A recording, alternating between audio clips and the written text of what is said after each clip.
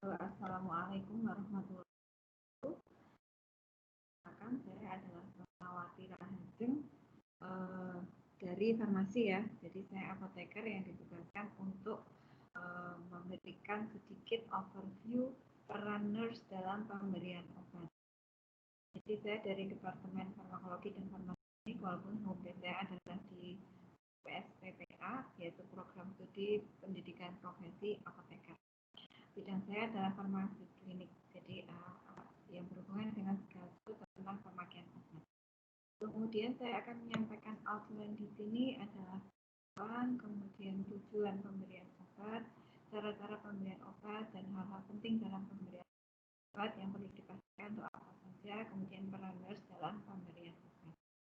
Sebelum kita masuk ke dalam materi yang pokok tentang peran nurse dalam obat, kita harus tahu dulu obat itu seperti apa. Jadi sebetulnya menurut definisi obat adalah suatu bahan atau panduan bahan yang digunakan untuk menentukan diagnosis, mencegah, mengurangi, menghilangkan, menyembuhkan penyakit atau luka atau bahkan kelainan badannya atau rohnya, baik pada manusia ataupun hewan. Jadi yang diberikan pada hewan pun juga untuk memperelak badan atau bagian badan manusia. Jadi kosmetik itu juga termasuk, karena beberapa kosmetik pemakaiannya adalah juga dimasukkan ke dalam tubuh atau diolaskan ke dalam tubuh, yaitu bisa memberikan efek, baik efek yang diinginkan maupun efek yang tidak diinginkan. Sehingga dengan definisi ini pemakaian obat ini adalah baik itu obat jamu juga, karena ini adalah bahan yang digunakan untuk tujuan-tujuan yang disebutkan dalam definisi. Ini adalah kosmetik juga. Kemudian tujuan pemberian obat seperti pada definisi tentang obat itu tadi adalah diagnosis ya, diagnosis. Jadi contohnya adalah kalau misalnya di bangsal atau di rumah sakit kita biasa menggunakan gel yang dioleskan sebelum pasien mengalami atau menjalani EKG, sebelum pasien menjalani USG atau kontras-kontras yang lainnya untuk diagnosis.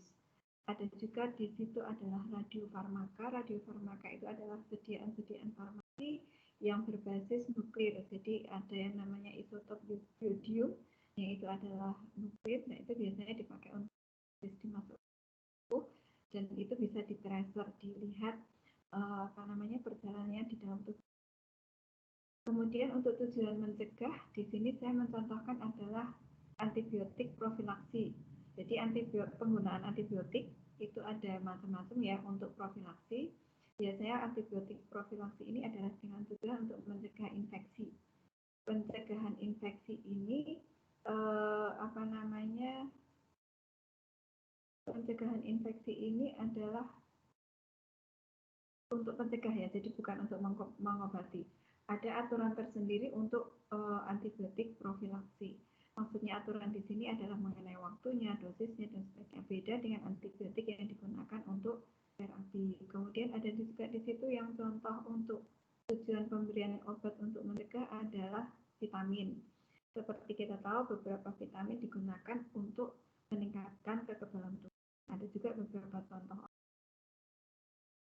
Kemudian tujuan ketiga adalah menyembuhkan, mengurangi, termasuk di sini saya jadikan satu, itu adalah untuk mengurangi juga dan untuk menghilangkan suatu penyakit. Artinya bahwa di poin ini obat digunakan untuk terapi.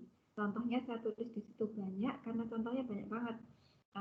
Misalnya antihipertensi untuk terapi hipertensi, antikonvulsan untuk terapi kejang, kemudian antipsikotik untuk terapi psikosis, penyakit-penyakit psikosis, kemudian antidiabetes untuk terapi diabetes, dan banyak akan mungkin adik-adik akan banyak menemukan ya nanti kalau bertugas. Kemudian untuk memperelak badan itu contohnya adalah hormon, mungkin ada hormon-hormon tertentu yang dipakai oleh biasanya kaum wanita untuk mencegah penuaan tinggi, begitu juga dengan vitamin-vitamin yang saya contohkan di gambarnya sini adalah vitamin untuk. Kemudian di farmasi sendiri dikenal dengan apa yang dinamakan cara-cara pemberian obat. Jadi harus memenuhi kaidah yang disebut sebagai 4T 1W. Di mana T yang pertama adalah tepat obat, kemudian T yang kedua adalah tepat indikasi, kemudian T yang ketiga adalah tepat dosis, T yang keempat adalah tepat pasien, dan ini 1W adalah waspada efek samping. Ini adalah hal-hal yang harus diperhatikan pada saat pemberian obat. Tepat obat itu harus maksudnya apa? Yaitu obat yang dipilih itu harus betul-betul memiliki efek terapi sesuai dengan penyakit yang diderita oleh pasien. Ini agak hampir mirip dengan tepat indikasi bahwa obat yang diberikan harus sesuai dengan diagnosis atau gejala yang ingin dihilangkan atau ingin dikurangi dari pasien tersebut. Kemudian tepat dosis di sini biasanya selama ini kita mengertinya adalah dosis itu adalah berapa miligram sehari gitu ya. Tapi ternyata di sini dosis itu termasuk di dalamnya adalah jumlah obatnya, kemudian cara pemberiannya, dan waktu atau durasi pemberiannya. Jadi harus tepat. Jadi misalnya antibiotik harus digunakan selama berapa hari itu beda-beda tergantung diagnosisnya, kemudian juga tergantung penyakitnya apa. Penyakitnya apa, antibiotiknya apa, kemudian dosis kondisi pasiennya seperti apa. Begitu juga dengan terapi-terapi yang lain. Kita sering tidak tahu bahwa terapi PANU yang sangat sederhana kadang itu kan bisa dilakukan sendiri oleh pasien tanpa resep dokter, kita pakai berikan salep. Nah itu kadang-kadang kita tidak tahu bahwa itu harus dioleskan selama kurang lebih 14 hari untuk tuntas dan agar tidak mengalami kambuh. Kemudian tepat pasien ini disesuaikan dengan kondisi pasien. Kondisi pasien itu maksudnya bukan hanya penyakitnya tapi juga riwayatnya. Bagaimana fungsi ginjalnya, kemudian bagaimana fungsi hatinya, kemudian pasien ini dalam kondisi bisa menelan atau tidak, pasien ini dalam kondisi berbaring atau tidak. Nah itu juga harus tahu, karena untuk pasien yang belum bisa menelan atau dalam kondisi tidak sadar, tidak bisa menelan, maka kita tidak mungkin memberikan obat oral. Kemudian waspada efek samping. Jadi semua obat punya efek samping. Hanya muncul atau tidak itu akan tergantung dari masing-masing pasien dan di kondisi masing-masing seperti apa. Nah ini juga harus mendapatkan perhatian kita ketika kita memantau pasien apakah terjadi efek samping atau tidak. Untuk farmasi sendiri masing-masing obat dipelajari efek sampingnya apa. Cuman memang karena sekian banyaknya obat tidak mungkin kita menghafal satu persatu. Jadi kita hanya mengamati saja, kemudian kita catat ada perubahan apa pada pasien. Kemudian untuk cara-cara pemberian obat yang maksudnya dimasukkan ke dalam tubuh pasien, ini mungkin teman-teman di keperawatan lebih ahli karena teman-teman melakukan sendiri kepada pasien, sementara kalau yang di farmasi cukup tahu saja. Jadi ada oral, ada intramuskuler, ada intravena, ada subkutan, ada intratekal, ada juga yang anal. Dan bentuk-bentuk sediaan yang masuk secara oral itu ada pil, tablet, sirup, kapsul, pulvis, pulveras. Pulvis, pulveras itu adalah serbuk atau serbuk terbagi atau puyer ya. Kemudian kalau yang intra-intra ini biasanya adalah berupa injeksi dan infus. Kemudian kalau anal yang masuk ke dalam anus itu bisa berupa suppositoria atau vagina suppos ya. Kemudian yang perlu diperhatikan pada pemberian oral tergantung bentuk sediaannya. Seperti pil itu minumnya seperti apa, tablet minumnya bagaimana, sirup minumnya bagaimana. Itu cara minumnya bisa ditelan atau diminum, butuh air atau tidak, kemudian diletakkan di bawah lidah. Itu seperti misalnya ISDN, itu obat-obat yang digunakan untuk jantung. Ada yang harus diletakkan di bawah lidah, atau dia ditelan, atau dia dikunyah, atau dihisap. Untuk obat-obat MAH biasanya adalah dikunyah, kemudian ada juga tablet hisap. Kemudian waktu pemberian, apakah pagi, apakah siang, apakah malam, apakah sore, itu juga harus tepat. Misalnya untuk diuretik ya, obat-obat yang menyebabkan pasien berkemih, itu biasanya dilakukan di pagi hari. Ini untuk menghindari pasien tidak bisa istirahat atau dia bangun-bangun terus kalau diberikan pada malam hari. Kemudian obat-obat anti kolesterol itu biasanya diberikan pada malam hari karena ini terkait dengan metabolisme kolesterol juga. Kemudian setelah makan dan sesudah makan itu maksudnya apa? Berapa jam setelah makan, berapa jam sebelum makan. Ini biasanya kalau yang seperti ini untuk obat-obat yang absorpsinya, obat untuk masuk ke dalam tubuh itu kan perlu melalui proses absorpsi. Untuk obat-obat seperti ini biasanya absorpsinya itu diganggu oleh makanan sehingga dia harus diberi jarak.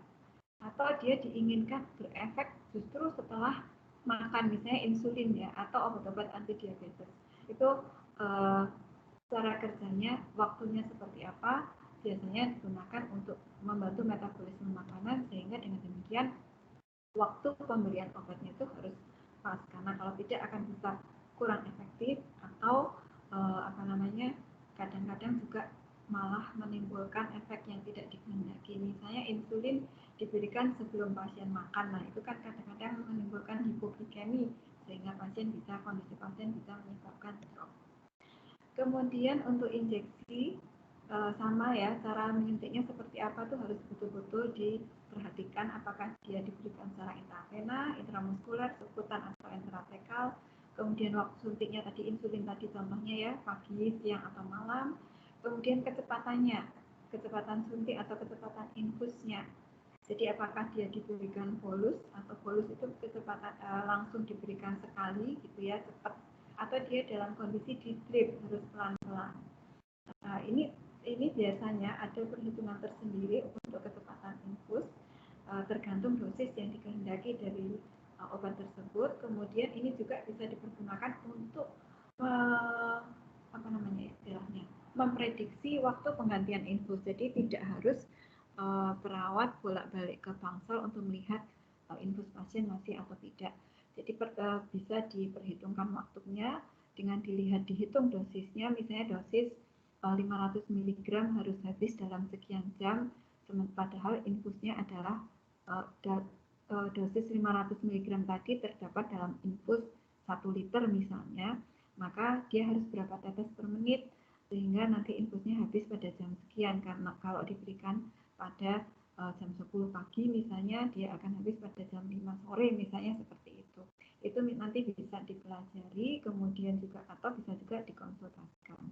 Kemudian lama pemberian ini termasuk contohnya adalah tadi ya, berapa hari obat itu harus diberikan pada pasien.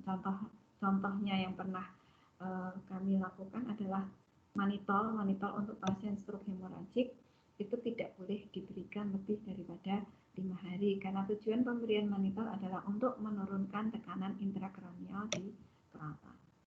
Kemudian hal-hal lain yang perlu diperhatikan pada pemberian injeksi ini adalah bahwa injeksi adalah sediaan steril, artinya dia tidak boleh terkontaminasi oleh apapun. Jadi pada saat memberikan, kemudian pada saat mencampur, pada saat menyimpan itu harus perlu diperhatikan. Jadi ada misalnya dia dalam bentuk ampul, maka begitu kalau satu ampul itu diberikan sekali, satu dosis, maka ini akan mudah karena selesai. Tapi ada juga yang kadang-kadang harus diencerkan. Nah, cara mencampurnya seperti apa? Ini nanti bisa dipelajari. Idealnya untuk di bangsal perawat itu sudah menerima dalam bentuk siap dipakai. Dan di situ kalau misalnya itu sudah dalam bentuk campuran, itu biasanya sudah ada etiket dari instalasi farmasi. Ini harus dihabiskan sebelum tanggal berapa itu, seperti itu. Kemudian penyimpanannya juga dicantumkan berapa suhunya, kemudian tanggal kadaluarsanya tadi. Hanya kadang-kadang tidak semua rumah sakit jumlah apotekernya itu mencukupi untuk sampai ke hal-hal seperti itu, sehingga perawat yang harus melakukan pekerjaan ini. Nah, perawat itu tugasnya banyak banget ya. Jadi saya mencoba merangkum, kalau misalnya tenaga kefarmasiannya tidak banyak, maka perawat yang di bangsal itu harus double check obat pasien dari DRM-nya juga, kemudian di resepnya juga, kemudian obat dari instalasi farmasi yang diterima seperti apa. Kemudian dia juga harus memberikan obat kepada pasien untuk memastikan obat itu betul-betul sampai kepada pasien. Ini terutama yang oral. Kalau injeksi kan perawatnya yang memberikan ya, tidak mungkin pasien menggunakan sendiri. Tapi kalau yang oral itu biasanya disediakan dalam bentuk cepukan gitu ya, sudah atau dalam bentuk plastik grip kadang-kadang belum tentu itu terminum oleh pasien atau diminum, sengaja tidak diminum. Kemudian ada juga pengelolaan obat di bangsal, ada obat-obat yang memang harus ada di bangsal tersebut, misalnya emergency kit. Nah, itu bagaimana cara penerimaannya, bagaimana cara penyimpanannya, pendistribuannya, dan pelaporannya. Kemudian juga yang paling penting adalah mencatat dan melaporkan segala perubahan dan perkembangan pasien setelah pasien menerima obat tersebut. Karena bagaimanapun tadi obat ada efek sampingnya, kemudian kemungkinan juga ada interaksi, kemungkinan ada juga alergi dan hipersensitivitas atau kejadian-kejadian yang lain yang berhubungan dengan obat. Kalaupun misalnya itu kita tidak bisa mengidentifikasi langsung bahwa itu adalah efek samping obat, paling tidak ada catatan laporannya sehingga nanti apoteker yang ke bangsal itu bisa juga untuk melakukan identifikasi lebih lanjut. Kemudian mungkin yang juga masih dilakukan oleh perawat di bangsal, walaupun sebetulnya ini kalau saya tidak salah itu tugas apoteker, tapi sekali lagi SDM apoteker di rumah sakit itu kadang-kadang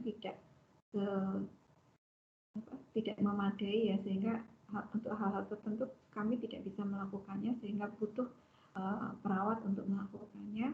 Adalah rekonsiliasi obat. Rekonsiliasi obat ini apa? Dia mencatat penggunaan obat atau riwayat obat. Jadi dilakukan pada saat pasien menjalani rawat inap, pada saat pasien pindah bangsal, atau pada saat pasien pulang, atau pada saat home care. Kenapa ini harus dilakukan? Untuk menghindari duplikasi. Karena kadang-kadang obat itu isinya sama, tapi mereknya beda. Nah, ini harus dihindari duplikasinya. Kemudian dia harus menjamin daftar terapi yang lengkap diketahui oleh tenaga medis berikutnya. Kalau gantian shift, oh tadi pasien A ini obatnya apa aja, jangan sampai ada yang tercecer, jangan sampai ada yang sudah diberikan kemudian diberikan lagi. Nah, ini perlunya rekonsiliasi. Kemudian memastikan bahwa pasien patuh untuk minum obat. Selanjutnya ini mencatat penggunaan obat sebelumnya, kemudian nama obatnya, meliputi satuannya berapa miligram, mereknya apa, jumlahnya berapa, penggunaan terakhir kapan, kemudian melihat kondisi pasien seperti apa untuk kemudian bisa diputuskan dan didiskusikan dengan dokter dan apoteker apakah diteruskan sesuai aturan sebelumnya atau diteruskan dengan ganti aturan karena kondisi pasien yang berbeda tadi, misalnya gangguan ginjal, atau bahkan dihentikan sama sekali. Ini adalah rekonsiliasi obat, bahwa di sini terlihat bahwa nurse memiliki persentase yang sangat besar untuk melakukan tanggung jawab yang sangat besar untuk melakukan rekonsiliasi obat, karena bagaimanapun nurse itu di garda depan ya di perawatan di bangsal. Kemudian untuk pencampuran sendiri, kalau misalnya terpaksa harus melakukan pencampuran, maka tolong untuk dibaca leaflet pada kemasannya. Di situ biasanya akan tertera bahwa obat ini dicampur dengan pelarut apa, karena tidak semua pelarut itu kompatibel dengan obat. Ada yang diberi pelarut yang berbeda bisa mengendap. Kemudian jumlah mililiter pelarut yang ditambahkan itu juga perlu dicermati. Betul-betul dibaca. Kemudian cara penyampurnya, kadang-kadang ada yang tidak boleh dikocok karena dengan dikocok timbul gelembung yang itu tidak bagus jika dimasukkan ke dalam pembuluh darah, kan nggak boleh. Atau justru ketika kita keliru mencampurnya justru akan mengkristal. Wadah juga saya lupa mencantumkan di sini, wadah yang digunakan juga harus diperhatikan karena ada obat-obat tertentu yang ternyata tidak kompatibel dengan wadahnya. Apakah harus pakai botol kacanya harus bening atau harus hitam. Nah, itu satu seni tersendiri, ada ilmunya. Begitu juga dengan penyimpanan ya. Penyimpanan itu apakah dia harus ditaruh di box tertentu, apakah dia harus di lemari obat, apakah dia harus di lemari pendingin, dan seterusnya. Karena ini juga terkait dengan suhu penyimpanan untuk menghindari obat cepat rusak. Apakah disimpan di suhu kamar, apakah di suhu lemari pendingin saja, atau di suhu freezer. Akan ada petunjuk-petunjuk, sebetulnya petunjuknya harus lengkap. Begitu juga dengan pencatatan dan pelaporan. Di sini pada saat menerima obat itu dicatat, pada saat memberi juga dicatat, kondisi pasien juga dicatat, kemudian pelaporan sisa obat. Demikian sekilas mengenai tugas nurse, banyak ya tugas nurse di bangsa untuk pengelolaan obat sampai pada pemberian kepada pasien dan seterusnya. Nah, di sini penting sekali untuk berkomunikasi interprofesional karena tidak semua pekerjaan bisa kita lakukan sendiri. Untuk apoteker sebetulnya butuh informasi dari nurse yang berada di garda depan yang betul-betul mengetahui kondisi pasien. Begitu juga nanti dokter akan butuh berkoordinasi dengan nurse dan apoteker terkait dengan pemberian obat.